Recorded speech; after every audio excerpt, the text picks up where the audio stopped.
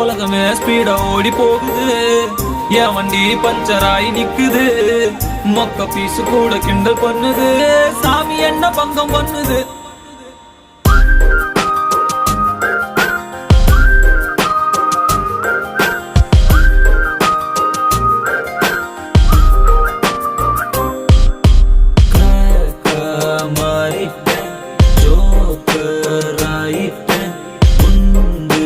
சட்டியில 2 குதிரை வண்டி ஓட்டுறேன்.